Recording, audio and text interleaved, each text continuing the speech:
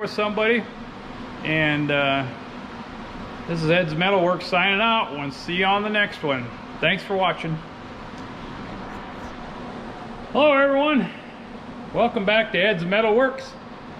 I thought I'd give you a little recap on my last video where I excuse me for being shaky here, where on my last video where I worked on the cylinders for my skid steer loader.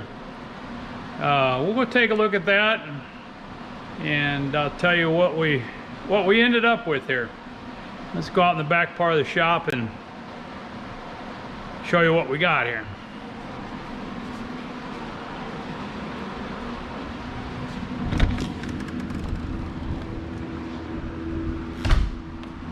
Well, there she is in all her glory. Turn this fan off. I don't know if that the GoPro picks that up or not, but anyway, we got the cylinders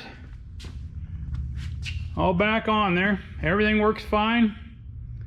Took about 2 gallons of, about 1.5 gallons of hydraulic fluid to make up what I lost and to fill the cylinders back up. But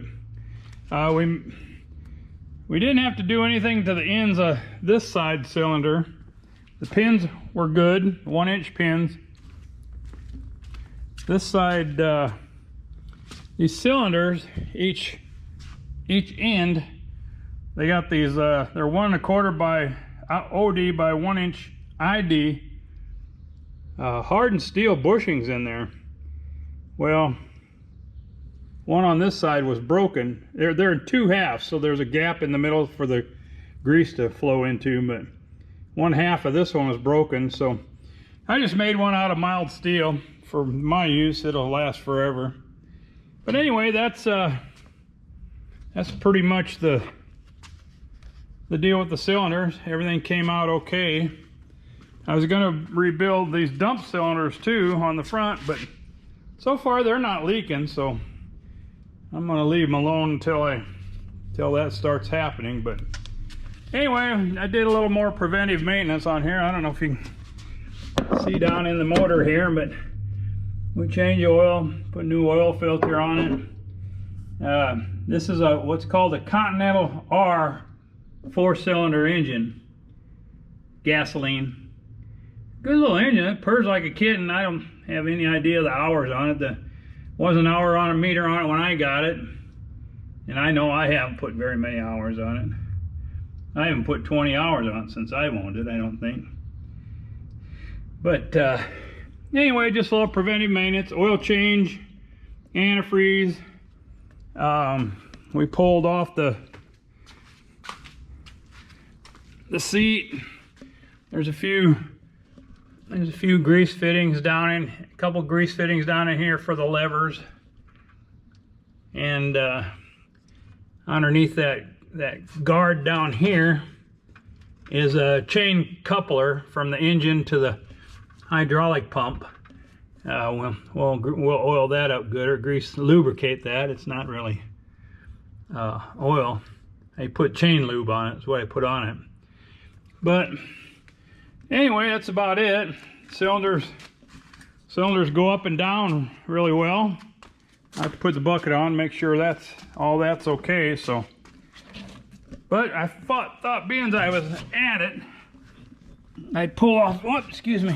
I'd pull off these inspection covers for the drive chains. You can see that. I hope you can kind of see in there. Chains look good.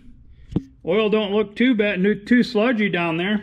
It takes 4 quarts of 30 weight oil, according to the owner's manual thing that I have.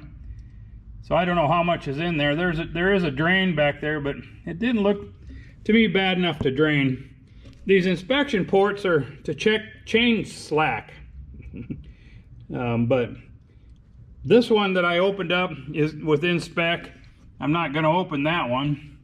I did one on the other side also, and it was pretty clean and in spec too. So we're not going to do nothing with them. I'd hate to have to adjust these drive hub things here. In fact, this one, somebody looks like they've broken off one of the bolts at one time or another. That was before my ownership, but they got it covered pretty well with a GABA RTV, so I really don't want to mess with that. Like I said, I don't put many hours on it anyway. It's not a dirt moving machine. I just use it mostly for snow removal. But every now and then, move a little river rock for landscaping or something like that, but nothing too serious. But anyway, I thought I'd give you the update on that. I know I showed you these glands in the last video. I had a hell of a time getting that inner seal in there, the rod seal. In fact, I never did get it. The place I bought the seals at, that Swan Engineering, that guy, he popped them in there for me. Now he showed me a little trick on that, and I'll try to demonstrate that with. I got an O-ring. I don't have another seal around here, but I got an O-ring we can show. In fact, let's go up in the other part of the shop and we'll look at that, do that little demo real quick like.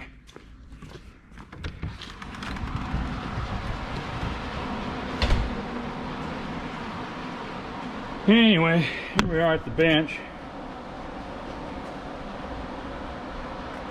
First of all, you got to have one of these seal folding tools. They're imperative to have them. It's impossible without that. But anyway, I'll try and demonstrate this with an O-ring, how he did that. But anyway, this O-ring's kind of slippery because it's round as compared to square like the original seal. But anyway, first of all, you fold that.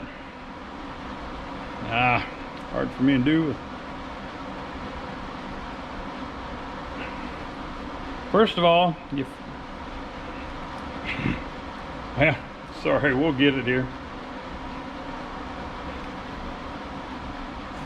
Sorry if I'm getting out of frame here a little bit, but okay, you get your seal on there and you fold it onto itself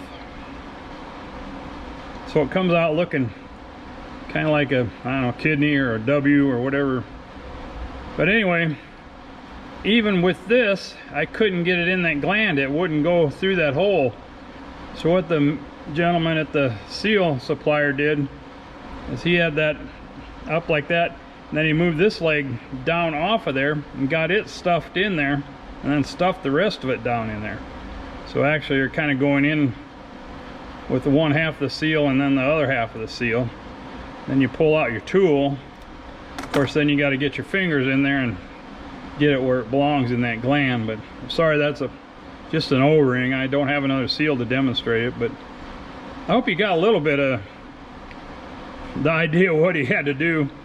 I will try that if I have to rebuild them tilt cylinders. I'll try that trick that he showed me, but because that's a pretty good size seal for the bore that it has to go into. But anyway, I just wanted to give you guys a little bit of an update on that skid steer.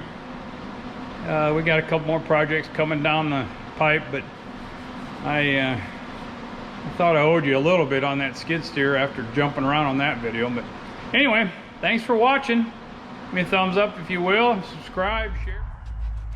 This is what we have to do after a long day in the shop. Are we ready?